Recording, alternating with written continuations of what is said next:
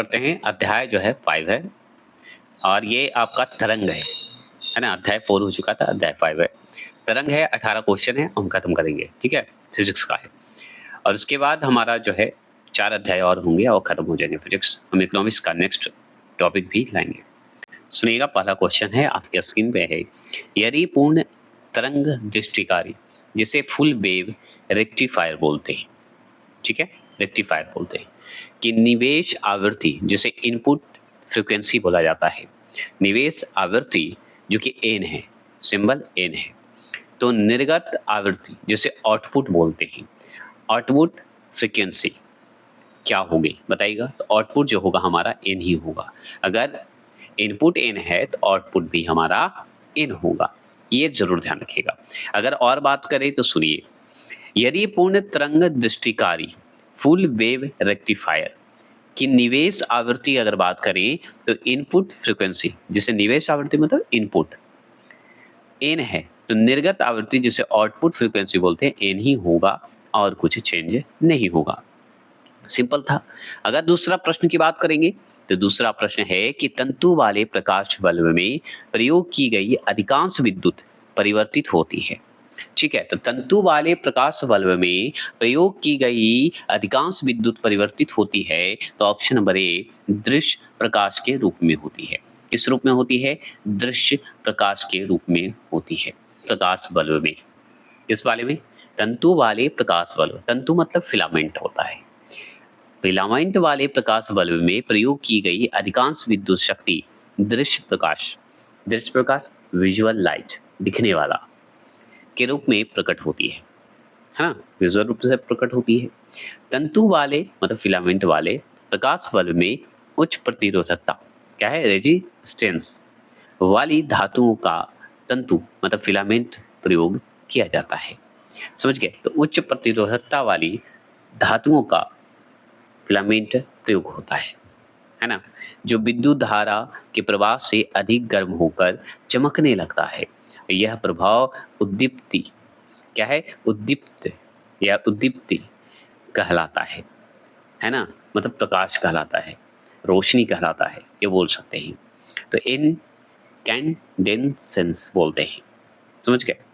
इस प्रकार यह विद्युत ऊर्जा को दृश्य प्रकाश मतलब विजुअल लाइट एवं ऊष्मा मतलब हीट में परिवर्तित कर देता है। फिर क्या कर देता है? हीट में परिवर्तित कर देता है, ऊष्मा के रूप में परिवर्तित कर देता है। तीसरा प्रश्न क्या सुन? तीसरा प्रश्न है कि ध्वनि प्रदूषण की इकाई क्या है, मतलब ध्वनि स्तर की इकाई क्या है? तो आप बताइएगा डेसिबल। हम डेसिबल से पता करते हैं ध्वनि का। ध्वनि की तीव्रता को डेसिबल मतलब डीबी में मापते हैं, डेसिबल में मापते हैं। डेसिबल स्तर जितना अधिक होगा ध्वनि की तीव्रता भी उतनी अधिक होगी। अब इसमें बांटा हुआ है, डेसिबल में जो हम मापते हैं, जैसे देखिए क्या बांटा हुआ है कि विभिन्न क्रियाकलाप बांटे हुए और डेसिबल स्तर बांटा हुआ है। जैसे मान लीजिए समान श्वसन, जो हम समान रूप से सांस लेते हैं, तो वो 10 डेसिबल के रूप में होता है, मतलब 10 डेसिबल साउंड में होगा। फुसफुसाहट, जो हम लोग फुसफुसाते हैं, तो वो 30 डेसिबल के लगभग होता है, ठीक है? ध्वनि को नापते हैं। समान जो हम बातचीत करते हैं, जैसे अभी हम समान रूप से बातचीत करते हैं, तो 50 से 65 डेसिबल में बातचीत करते हैं।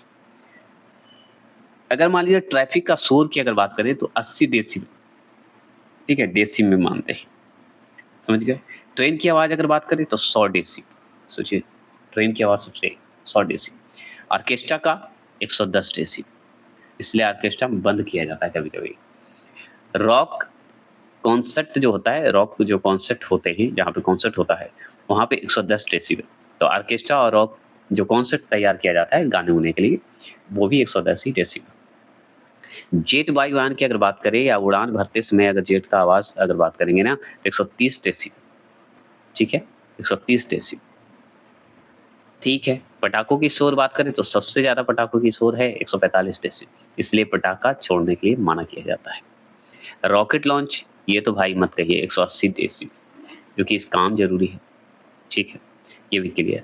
चलिए चौथे प्रश्न की बात करते हैं।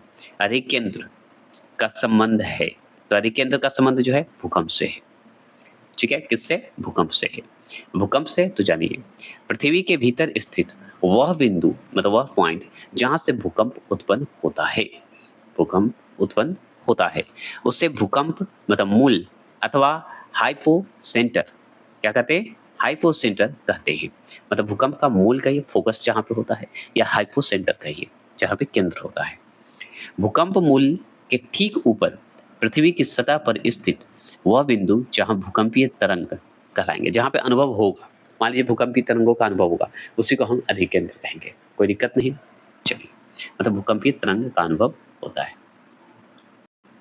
पांचवा प्रश्न क्या है, सुनिए। पांचवा प्रश्न है कि ध्वनि ऊर्जा को विद्युत ऊर्जा में परिवर्तित किया जाता है।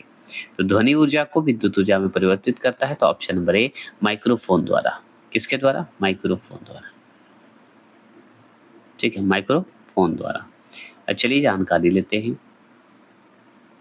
तो माइक्रोफोन एक प्रकार का ट्रांसड्यूसर यंत्र क्या है? ट्रांसड्यूसर यंत्र है माइक्रोफोन। ठीक है, ऊर्जा को एक रूप से दूसरे रूप में परिवर्तित करता है। कौन? माइक्रोफोन। आपसे पूछेगा माइक्रोफोन क्या करता है, तो ऊर्जा को एक रूप से दूसरे रूप में परिवर्तित करने का काम करता है माइक्रोफोन। जो ध्वनि ऊर्जा को विद्युत ऊर्जा में परिवर्तित करता है, जो कि ध्वनि ऊर्जा को विद्युत ऊर्जा में परिवर्तित करता है। कौन? माइक्रोफोन। माइक्रोफोन में जो है एक क्या होता है, डायाफ्राम होता है। क्या होता है? डायाफ्राम होता है। ठीक है, तो डायाफ्राम लगा होता है जो ध्वनि तरंगों के आघात से कंपन मतलब वाइब्रेट करने लगता है, वाइब्रेट होने लगता है, कंपन करने लगता है। इसके कंपन के कारण माइक्रोफोन के अन्य अवयव भी कंपन करने लगते हैं। क्या करने लगते हैं? कंपन करने लगता है। तो अगर आपसे पूछेगा कि माइक्रोफोन क्या करता है, तो कंपन करने लगता है। माइक्रोफोन ध्वनि से विद्युत ऊर्जा में परिवर्तित करता है। ठीक है, ये कंपन जो है वाइब्रेशन जिसे कहते हैं, एक विद्युत धारा में परिवर्तित होकर ऑडियो सिग्नल बन जाते हैं। क्या बन जाता है? ये वाइब्रेशन ही ऑडियो सिग्नल में बन जाता है, विद्युत धारा में परिवर्तित होकर, जो दूसरे सिरे पर जुड़े हुए लाउड स्पीकर के द्वारा पुनः ध्वनि ऊर्जा में बदल दिया जाता है। तो समझ जाइए कि ऑडियो सिग्नल में बन जाता है, फिर क्या होता है कि दूसरे सिरे में जाकर जुड़ेगा जैसे ही लाउड स्पीकर हो जाएगा, लाउड स्पीकर द्वारा क्या हो जाएगा, ध्वनि ऊर्जा में बदल जाएगा, फिर ध्वनि ऊर्जा में बदल जाता है। यही माइक्रोफोन का काम है। समझ गए? चलिए, छठा प्रश्न की बात करें तो एक्स किरणों मतलब एक्स रे की खोज किसने की थी, बताइएगा। तो किसने किए थे? तो ये किए थे रोएन रिचन ने। एक्स किरणों मतलब एक्स रे की खोज। तो आगे याद रखिएगा, एक्स रे विद्युत चुंबकीय वर्णक्रम का भाग है। क्या है? वर्णक्रम का माना जाता है, चुंबकीय मतलब विद्युत चुंबकीय वर्णक्रम का भाग माना जाता है एक्स रे। इसकी खोज जर्मन प्रोफेसर एक थे, विलियम, कौन थे नाम? ऐसे नाम तो हम जान गए, रोएन टिजन थे। ठीक है, जान गए, लेकिन इनका पूरा नाम था विलियम कोनरेड रोएन टिजन थे। उन्हें क्या किया था 1895 में, 1895 में इसकी खोज की थी। किसकी? एक्स-रे की खोज की थी। कौन किए थे? रोएन टिजन ने किए थे। इसलिए एक्स जो किरणें होती हैं, जो एक्स-रे होता है, एक्स-रे का रोएन टिजन विकिरण भी कहा जाता है।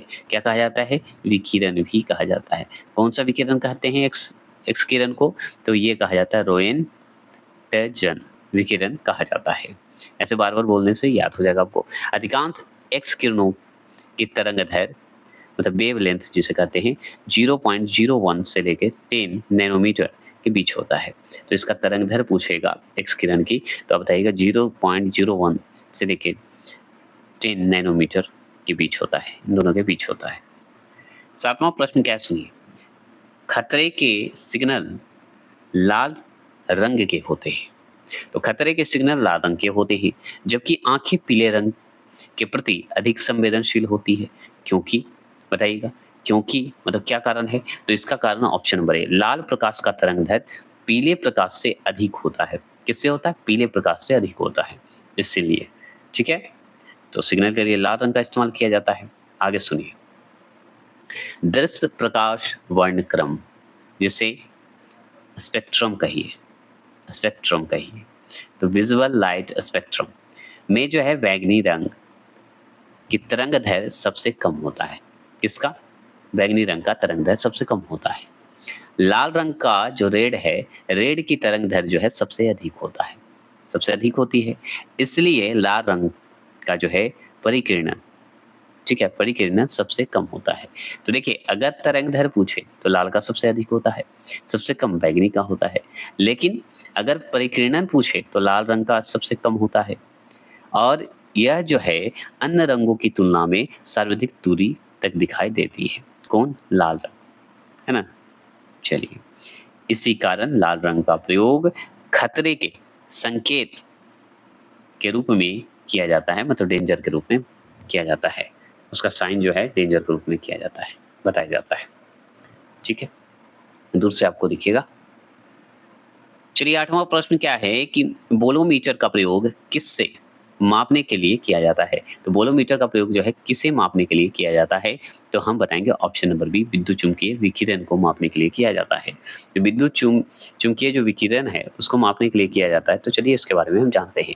तो बोलोमीटर जो है एक अति संवेदनशील, मतलब सेंसिटिव कहिए, यंत्र है जिसका प्रयोग ऊष्मा अथवा विद्युत चुम्बकीय विकिरण, मतलब हीट अथवा कहिए विद्युत चुम्बकीय विकिरण मापने के लिए किया जाता है, मतलब ऊष्मा के लिए भी, विद्युत चुम्बकीय विकिरण के लिए। इस यंत्र में, बोलोमीटर में, इस यंत्र मतलब बोलोमीटर में धातु की पतली क्या होता है, अवशोषक पट्टी लगी होती है। क्या लगी? जो एक तापीय स्रोत, मतलब थर्मल सोर्स कहिए, तापीय स्रोत से जुड़ी होती है। किससे जुड़ी होती है? तापीय स्रोत से जुड़ी होती है। ठीक है, जब यह पट्टी जो है तापीय विकिरण के संपर्क में आती है तो विकिरण को अवशोषित करने के कारण इसका ताप बढ़ जाता है। क्या हो जाता है? ताप बढ़ जाता है। तापमान में हुआ यह परिवर्तन प्रतिरोधी थर्मामीटर, ठीक है, क्या? थर्मामीटर की सहायता से माप लिया जाता है। सहायता से क्या किया जाता है? माप लिया जाता है। क्लियर हो गया? चलिए 9वें प्रश्न की बात करते हैं। पारस्व तरंगों की आवृत्ति होती है। तो पारस्व तरंगों की आवृत्ति कितनी होती है बताइएगा? तो हम बताएंगे 20,000 है, के माने 1000 है, एच जेड से ऊपर होता है। ठीक है, चलिए ये जान गए। तो सुनिए, पारस्व तरंगे ध्वनि तरंगों का एक प्रकार है। मनुष्य की सुनने की क्षमता के आधार पर ध्वनि तरंगों को 3 वर्गों में विभाजित किया गया है। कितने वर्गों में? 3 वर्गों में विभाजित किया गया है। पहला अवश्रव तरंगे, दूसरा श्रव तरंगे, तीसरा पारस्व तरंगे। 3 हो गए। तो अश्रव तरंगे जो होती है वो 20 हर्ट्ज, क्या होता है? 20 हर्ट्ज से कम आवृत्ति मनुष्य इन तरंगों को सुनने में जो है सक्षम नहीं है, अक्षम में है। समझ गए? मतलब 20 हर्ट्ज से कम आवृत्ति वाले जो हैं इस तरंगों को मनुष्य नहीं सुन सकता है, इसलिए अश्रव तरंग को मनुष्य नहीं सुनता है। श्रव तरंग की बात करें तो 20 हर्ट्ज से लेकर 20,000 हर्ट्ज तक माना जाता है। ठीक है, जो कि मनुष्य इन्हीं तरंगों को सुनने में सक्षम है, इन्हीं तरंगों को सुन सकता है। पारस्व तरंग जो है 20,000 हर्ट्ज से अधिक है, जो कि मनुष्य इन तरंगों को सुनने में अक्षम होता है, मतलब सुन ही नहीं सकता मनुष्य। तो अश्रव तरंग भी नहीं सुन सकता मनुष्य, और पारस्व तरंग भी नहीं सुन सकता, लेकिन श्रव तरंग सुन सकता है। क्लियर? और सुनिए,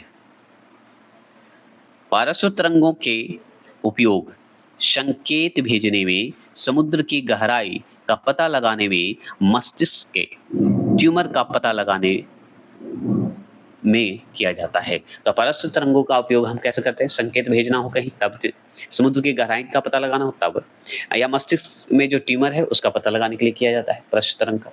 बस इतना ही जान लीजिए। आगे चलते हैं, 10वां प्रश्न की बात करते हैं। 10वां क्वेश्चन क्या है कि रेडियो तरंगों के संचरण के लिए प्रयुक्त वायुमंडल का स्तर क्या है? हम बहुत बार पढ़े हैं कि रेडियो तरंग जो है कौन से वायुमंडल में चलता है, तो ये आयन मंडल में होता है, जो कि ऑप्शन नंबर सी होगा, वो सही होगा, ये हम जानते हैं। और डिटेल की बात करते हैं तो सुनिए, रेडियो तरंगे जो है उच्च तरंगदैर्घ्य तथा अत्यंत निम्न आवृत्ति वाली विद्युत चुम्बकीय तरंग है। समझ गए? तो रेडियो तरंगे उच्च तरंगदैर्घ्य तथा अत्यंत निम्न आवृत्ति वाली विद्युत चुम्बकीय तरंग है। रेडियो तरंगे या तरंगों के प्रसारण की बात करेंगे, ठीक है। तो प्रसारण में क्या होता है, आयन मंडल मतलब लोनोस्फीयर बोलते हैं, अस्तर की महत्वपूर्ण भूमिका होती है। तो ये जो रेडियो तरंगों का जो प्रसारण होता है वो आयन मंडल में होता है, आयन मंडल से है, इसलिए महत्वपूर्ण भूमिका माना जाता है आयन मंडल का। जो क्या होता है, जो पृथ्वी की सतह से समानतः 80 किमी से लेके 600 किमी ऊंचाई पर स्थित है। क्या है, 80 किमी से लेके 600 किमी की ऊंचाई पर स्थित है। ये क्लियर हो गया। और सुन लीजिए, आयन मंडल में मुक्त इलेक्ट्रॉन तथा आयनों का उच्च सकेंद्रण है, ये ध्यान रखना है। तो आयन मंडल में मुक्त इलेक्ट्रॉन तथा आयनों का उच्च सकेंद्रण है, जिसका कारण जो है निम्न आवृत्ति मतलब लोअर फ्रीक्वेंसी वाली रेडियो तरंगें पृथ्वी पर क्या होती है, परिवर्तित कर दी जाती है, मतलब रिफ्लेक्ट हो जाती है, परिवर्तित कर दी जाती है, परिवर्तित हो जाती है। रेडियो तरंगों का अगर प्रयोग पूछे, अगर रेडियो तरंगों का प्रयोग पूछे तो लंबी दूरी के संचार के लिए किया जाता है। और सही बात है, लंबी दूरी का संचार करने के लिए ही तो किया जाता है। चलिए ये भी क्लियर हो गए। अब चलते हैं 11वां प्रश्न की बात करते हैं। 11वां प्रश्न क्या है, सुनिए।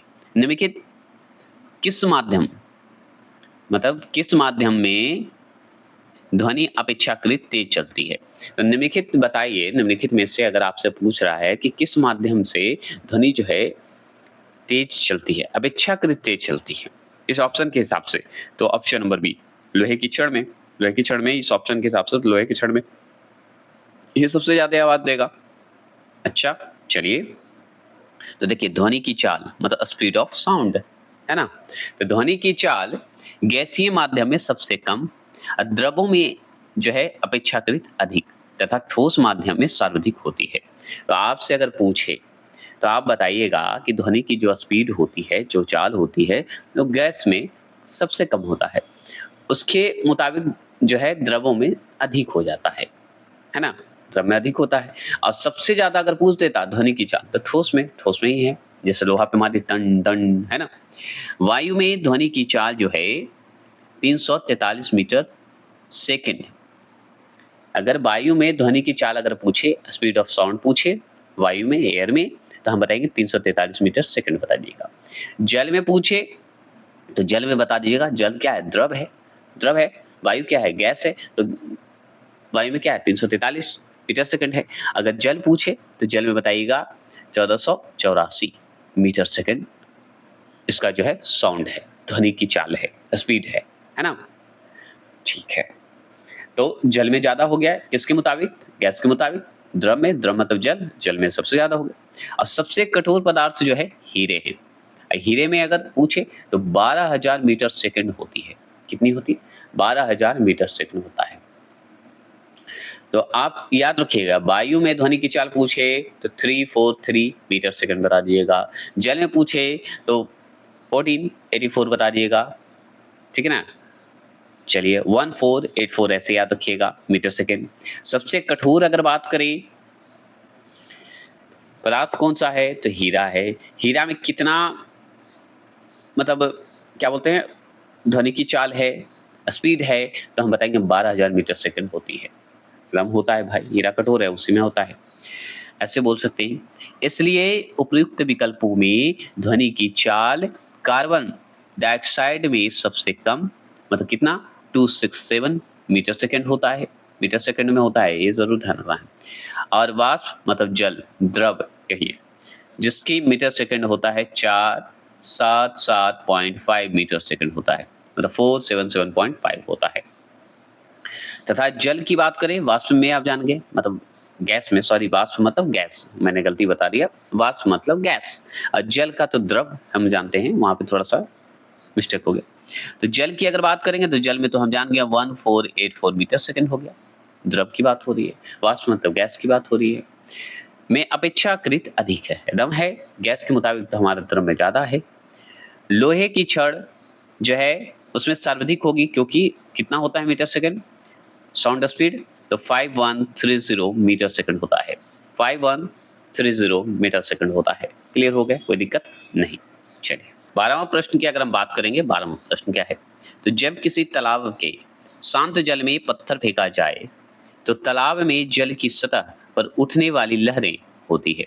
अगर मान लीजिए तालाब में आप हैं, तालाब के आसपास आप घूम रहे हैं और शांत है ना, बेचारा तालाब क्या है, शांत है, उस पे आप ढेला मार दीजिए, पत्थर फेंक दीजिए, ढेला मार दीजिए, जो बोलिए, तो क्या होता है, लहर उठता है, थोड़ा सा कंपन जैसा बिखरता है।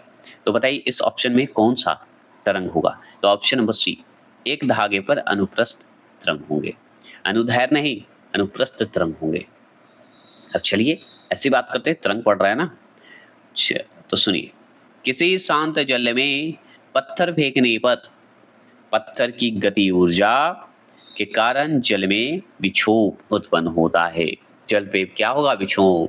विक्षोभ कहने का मतलब लहर टाइप का उठता है, एक तरह से हिलता है। देखते होंगे पत्थर फेंके तो पानी एकदम लगे जैसे पूरे तालाब हिल गया, कंपन हो गया, फैल गया, है ना, उसी को कहते हैं। जल के अणु अपने स्थान पर ही ऊपर नीचे, जल के अणु जो हैं, जब पत्थर फेंकिएगा तो ऊपर नीचे जैसे महसूस होता है ना, मतलब जल की सतह के लंबवत होते हैं, जल पूरा फैल जाता है ना, एक ढेला मार, गति करते हुए क्षैतिज दिशा मतलब हॉरिजेंटल डायरेक्शन में अनुप्रस्थ तरंगों का निर्माण करते हैं। क्या करते हैं? अनुप्रस्थ तरंगों का निर्माण कर देते हैं, वेव का निर्माण कर देते हैं। सही बात है, अगर फेंकिएगा तो एकदम फैल जाएगा। समझ के होंगे? चलिए आगे चलें। ज्यादा इसमें डिटेल इसलिए नहीं क्योंकि ये सब पढ़ा हुआ चीज है, आपको खाली सुनना है। 13वां प्रश्न क्या है, सुनिए। एमआरआई मशीन में निम्नलिखित में से किसका प्रयोग किया जाता है? तो एमआरआई में बताइए किसका प्रयोग करते हैं? तो हम करते हैं चुंबकीय तरंग का प्रयोग करते हैं। अब चुंबकीय तरंग है तो आगे तो एमआरआई क्या है, चलिए इसके बारे में हम जानकारी लेते हैं। सुनिए, चुंबकीय अनुनाद चित्रण, इसी का नाम है एमआरआई। समझ गया शॉर्ट में। अब इसी को पढ़ते हैं मैग्नेटिक रेजोनेंस इमेजिंग। इमेज होता है इमेजिंग, समझ गए? इसी को शॉर्ट फॉर्म में एमआरआई बोलते हैं। एक चिकित्सीय तकनीक है, क्या है? डॉक्टरी का एक तकनीक है इलाज के लिए, जिसके माध्यम से मानव शरीर के आंतरिक अंगों के चित्र निर्मित किए जाते हैं। तो हमारे शरीर का जो अंदर का भाग है उसका चित्रण किया जाता है। एमआरआई मशीनों में प्रबल चुंबकीय क्षेत्र, स्ट्रॉन्ग मैग्नेटिक फील्ड कहिए, तथा रेडियो तरंगों का प्रयोग किया जाता है। क्या किया जाता है? रेडियो तरंगों का प्रयोग किया जाता है। क्लियर हो गया? कोई दिक्कत नहीं है। चलिए आगे चले। आगे है 14 प्रश्न, क्या है सुनिएगा। 14 प्रश्न बोलता है कि शिकार अथवा मार्ग की बाधाओं का पता लगाने के लिए चमगादड़ एवं डॉल्फिन किस परिघटना का प्रयोग करते हैं? तो हम बताएंगे डी, प्रतिध्वनि निर्धारण करते हैं। क्या करते हैं? प्रतिध्वनि निर्धारण करते हैं। अच्छा चलिए भाई, प्रतिध्वनि निर्धारण करते हैं तो सुनिए, मतलब पारस्व ध्वनि में आते हैं चमगादड़, है ना।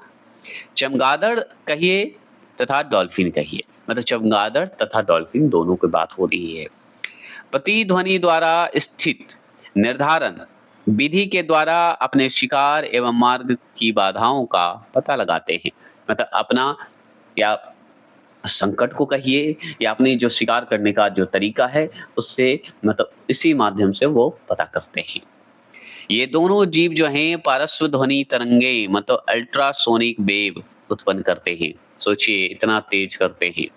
ये ध्वनि जो है, ध्वनि जो साउंड जो है, तरंगे रडार द्वारा प्रक्षेपित प्रकाश तरंगों की भांति मार्ग की रुकावट से टकराने के बाद उद्गम स्रोत तक लौट आती है।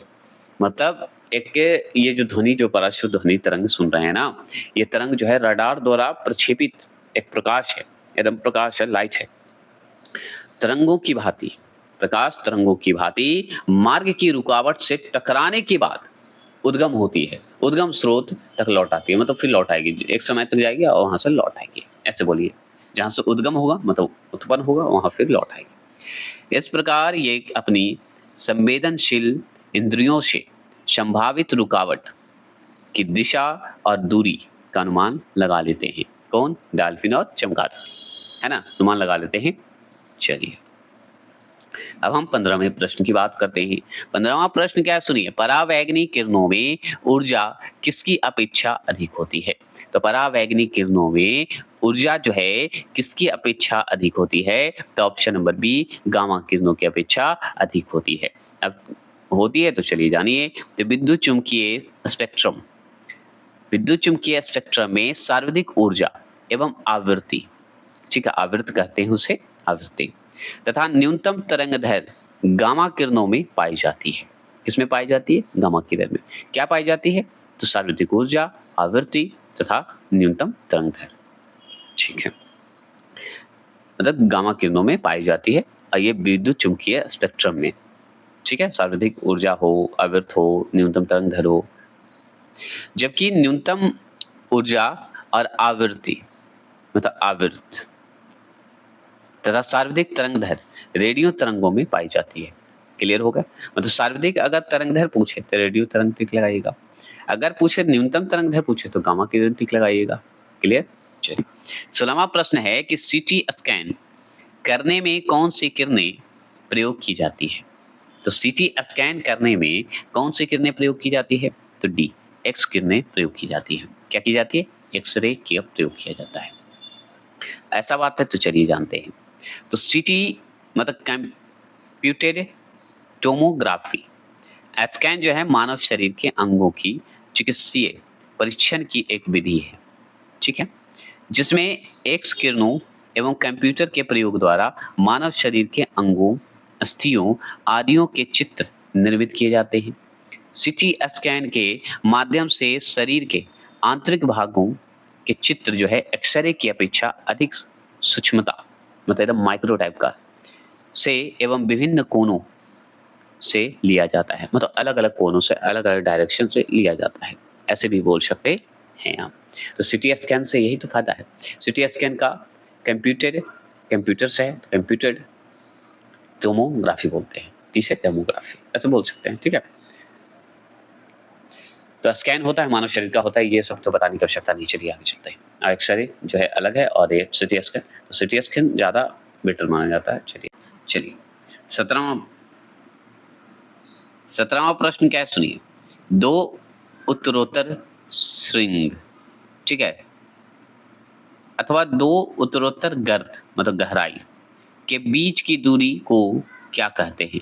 तो वो कहते हैं तरंगदैर्घ्य कहते हैं। चलिए अब यहाँ पे सुनिए कि किसी माध्यम में एक कण द्वारा एक पूरा कंपन किए जाने पर तरंग जितनी दूरी तय करती है उसे तरंगदैर्घ्य वेवलेंथ कहते हैं। मतलब किसी माध्यम में एक कण है, एक कण के द्वारा एक पूरा कंपन किया जाने पर क्या होगा? तरंग जितनी दूरी तय करेगा, वेव जितनी दूरी तय करेगा उसी को तो तरंगदैर्घ्य कहेंगे। समझ के? याद हुआ? भूलिएगा नहीं। यह जो है तरंगदैर्घ्य की बात हो रही है, दो लगातार श्रृंग अथवा दो लगातार गर्त के बीच की दूरी होती है। ये जो सिंबल देख रहे हैं ये प्रदर्शित किया जाता है ऐसे, और इसी को बोला जाता है लैम्डा। लैम्डा बोल दीजिए, लैम्डा को प्रदर्शित करते हैं। क्लियर हो गया? तरंगदैर्घ्य का अगर सिंबल पूछे संकेत तो ऐसे बता दीजिएगा। क्लियर हो गया? देखिए 18वां प्रश्न की अगर बात करेंगे तो विद्युत चुम्बकीय तरंगों का वेग होता है, तो कितना होता है? 3 × 10 पावर 8 ms-1 होता है। ये हमारा विद्युत चुम्बकीय तरंगों का वेग होता है। अब सुन लीजिए, ऐसी तरंगें जिन्हें संचरित होने के लिए माध्यम की आवश्यकता नहीं होती है। किसकी आवश्यकता नहीं होती? माध्यम की आवश्यकता नहीं होती है।